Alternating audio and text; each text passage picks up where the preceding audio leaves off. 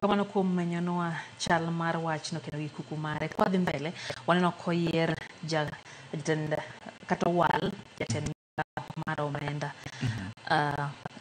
John Mbadi. To jomoko chich ni nitiere chich ni dipo ni olutwa e obadho. Nikech kane gichako telo, kane gikawo tend piny Kenya, jalo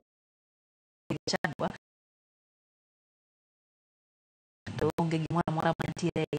ne gitemo gope. To ka okete achiel bende kata keto joluo bende sirikal dipo ni mano obadho to ngima dhi tiyo Uganda wa. Lure gi ka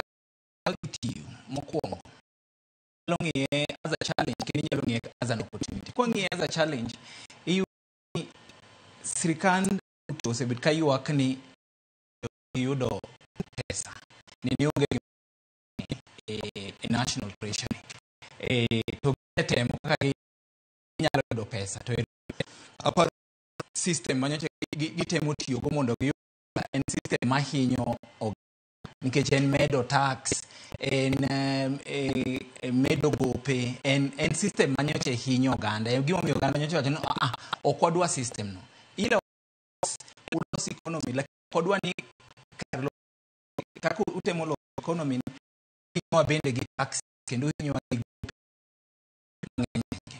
oro ni to kati matek ng'ato nikech modi yudo pesa midwa timo maendeleo modi yudo pesa minyalo chulgo msara to gik mopogore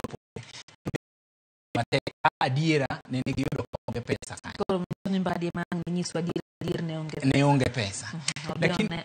mondo nyalo ng'iye as an opportunity nikech tidhi wach ni ero jo ODM ema koro ketho gini kabisa. Lakini koloso tibo wach ni ero expert kaka Raila nyewe wacha ni ero gioro expert margi bolo to jibo wacho ni ero no kono to